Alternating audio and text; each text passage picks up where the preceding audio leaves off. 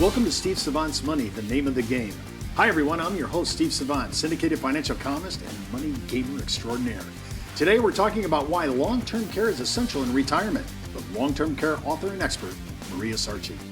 Welcome to the show, Maria. Well, thanks, Steve. I'm so happy to be here. I'm glad to have you back on our show. You are the expert in the United States, one of the top experts in long-term care and extended care coverage. And I have to say, I've been seeing it seems like a ton of press in USA Today, Fox News, MSNBC, CBS Money Watch. I've just seen so much information. Everybody's talking about long-term care. They are, and rightfully so. It is one of the greatest risks that we all face later in life, the need for a care event or extended care. So longevity planning or extended care planning is something that we are trying to teach every American to focus on for themselves and for their family. Well, I was looking at this new report that you were talking about, which is now moving life expectancy, the average life expectancy, 80 years old. That means that half of America that's not average, they're actually going to live a lot longer than that. They most certainly are. It was astounding when I looked at some of the older numbers. When you looked at folks that were, in the 1930s or the 1940s, life expectancy then was maybe at 65 or 70. So it's incredible to watch how the shift has occurred in only a few short decades. Well, I'm looking at, when I look at the statistics, and because I'm almost there, 43 million Americans are already over age 65. And what will that number grow to? It says here, when I'm 100, in a wonderful year of 2050, that it's going to be almost 500,000. Yeah. I find that incredible. Yeah. Well, look at how medicine has advanced. Look at how individuals are living healthier lifestyles. And with longevity comes this great topic to talk about, which is longevity planning, because we're going to be dealing with folks over the age of 100 in population masses that we've never seen before. So really, I think I just heard, I think most of our people watching our show today say, hey, I understand retirement planning, longevity planning now? Yeah. Yeah, so it's an interesting way to get folks thinking about living a long life, a happy life, a great life through retirement, protecting the wealth that you've built all of your lives. And care planning, extended care planning, takes into account preparing for a long-term care event, being able to live retirement on your own terms. Well, and I noticed the statistic says right now our present seniors that are 65 and older, 70% of them are using some form of extended care coverage or having an event that they either have to pay for themselves or they funded this in some other way, like an insurance contract. True, and it's incredible when you look at how much folks are spending out of pocket to care for loved ones. So most caregiving today is done by family and friends. And when you now look at facts that are being shown that says, 5% of individuals are paying on average $50,000 out of their own pocket to care for a loved one. That's the caregiver. That's a pretty big number. That's the caregiver. That's not the person who we're trying to insure. No, that's the caregiver, yes. Wow. Well, when I think about you, I've noticed on another program that you were on, you talked about long-term care as almost every person has known somebody who has had a long-term care event. Yes. You have just found this all the time. Everybody's known somebody that has had an event. It's so true. And even for your audience today that is watching this show, if you were to think in your own lives about someone that you've known who's had a care event or someone who's been a caregiver, I'm almost confident that every single viewer would be able to relate. Well, when I think about coming out of, most caregivers are beneficiaries of their parents' estates. So they're giving their caregiving, and they're coming out of their own pocket. They're pulling out not only their own money, maybe now they're spending down their inheritance. That maybe they won't get paid back because of that. I think this is when I hear you talk about starting a conversation on long-term care, and now you say longevity planning, I think you need to start to include the potential caregivers and beneficiaries. Yeah, that's a true point. And what we haven't talked about yet is the amount of work time, personal time that caregivers are giving up to care for a loved one. So there's also loss of income to the caregiver. Not only are they paying out of pocket, but there's loss of income.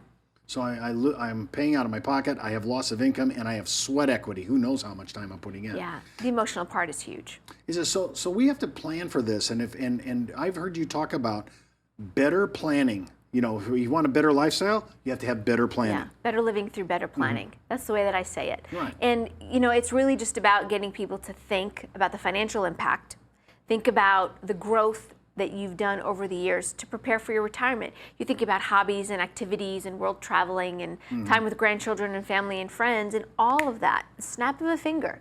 all of that can go away if we've not protected against a long-term care event. Now, I've heard you also talk about people who say, hey, I'm just going to go self-insure for that. Yeah. Yeah, I hear that quite a bit, self-insuring. And I have to wonder if you could explain to the American public how they could have the money work harder for them. If, from a self-insuring standpoint, they could do something with those monies to leverage it, to multiply it in value, who would not want to explore that option? We come back from the break, we're going to explore that option and talk about how to leverage your dollars, make your money work harder for you. We'll be right back after the break. It's not how much money you make, it's how much money you keep. And keeping more of your money is even harder these days with high taxes, fund expenses, and fees for financial advice. And when you consider the uncertainty of the market and the rising cost of living, the purchasing power of your dollar is constantly at risk. But a tax-deferred annuity with an inflation rider can be the most cost-effective way to generate increasing annual income without market volatility.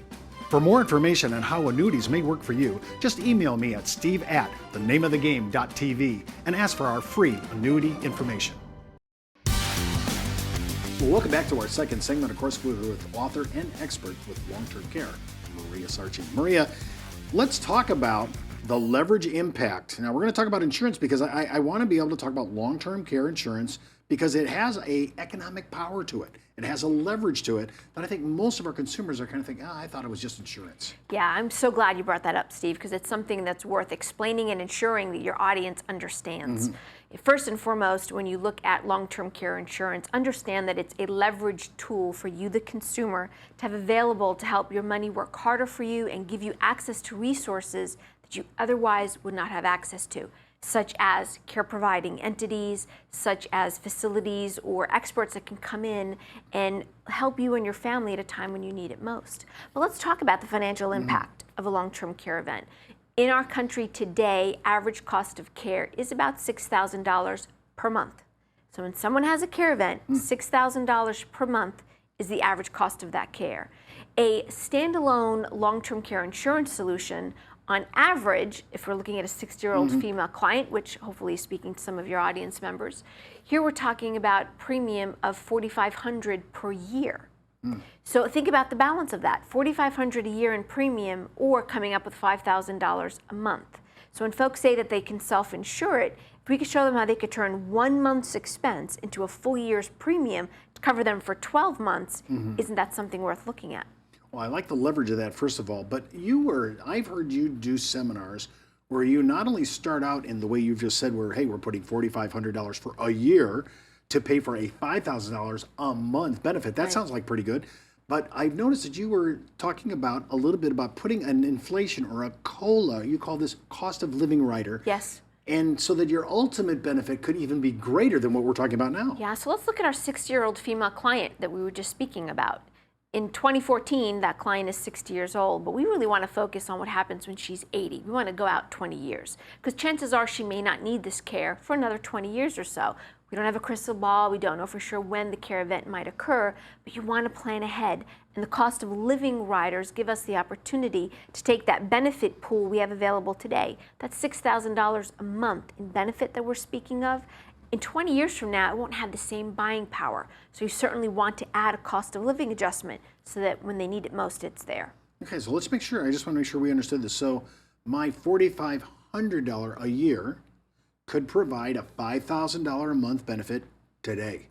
But it could grow all the way out to my age 80. True. That benefit could be and if I did my math right, about $440,000. That's correct. So we're really talking about leveraging, making your money work harder for you. Yes. And I'm thinking, how much money would I have to invest to get that kind of return? Well, let's look at an average 4% after tax, which in today's economy, not so easy to come by. Well, certainly not guaranteed. So if we were to look at the same scenario, our $4,500 annual premium actually needs to be, if you're self-insuring, closer to $13,000 a year set aside to get that same benefit pool when you're 80. So when I'm looking at the economics of this, if you really look at this hardcore numbers and the probability of actually having a long-term care event, this makes total sense. It is, in my opinion, something that every American should be looking at. Know your options. I think, but we're trying to talk about how we shift risk. I don't want to risk this with all my money. I'm just going to share the risk now with a long-term care carrier. Yes. It's a cost share situation, Steve. Many consumers think that long-term care insurance is very costly because they've been shown options that cover probably more than they'll ever need. Working with experts or investment advisors or financial planners who understand what long-term care planning is an essential part to this puzzle. And when you look at high costs, it's often pulled folks away from long-term care insurance. The reality is you can do something quite beneficial for under $5,000 a year. So most of the time, people that are kind of spooked by those numbers are really looking at some Cadillac and Yes. highly, it's like the top of the line policy. But I like your idea about let's do cost sharing, let's do risk sharing with the insurance company, and figure out a middle ground where we can both participate and really have a pretty good benefit because the odds are so high that we're going to use it. True. Talk to me about when we're talking about long-term care and the conversation around the dinner table. My first time we were going to talk about this, we used to talk about life insurance, they used to be a little antsy about talking about their death. Now we're talking about living in a nursing home, but actually you said many people now are living at home with assisted living. That's true. You know, this is not nursing home insurance. Maybe that's what it was called in the 70s or the 80s, but that's not what this is today. This is really about care planning, giving you, the consumer, the opportunity to pick and choose where you want to receive care. And that's what the power is behind these kinds of solutions. Well, that's all the time we have for today's show. I want to thank Maria Sarchi for being my special guest in today's Money Mentor. And before moving forward with any of the ideas on our show, always consult your tax advisor or your legal counsel. And as the good Reverend John Wesley once said, make all you can, save all you can, give all you can. I'm Steve Savant. We'll see you next week.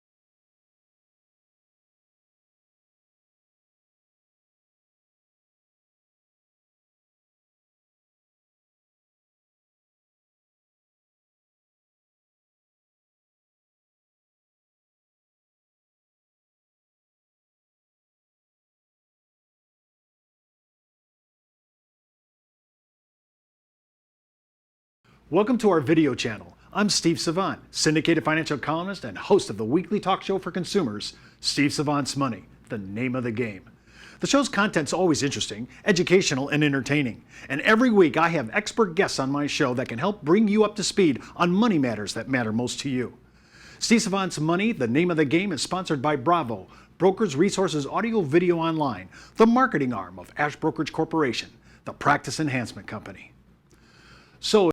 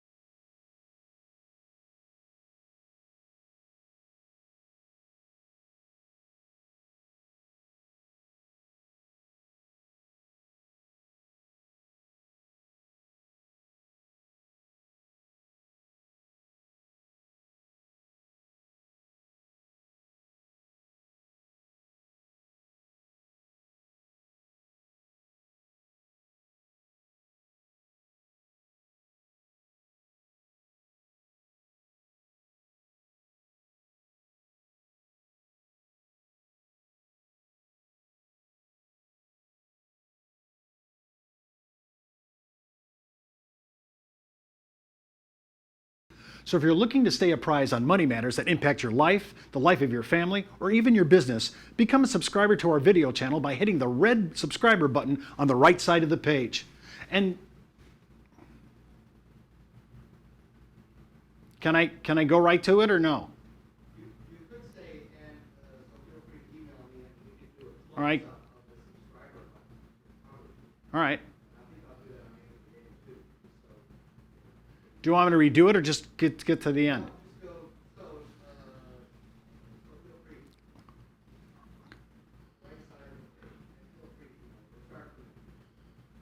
Okay, so shall I?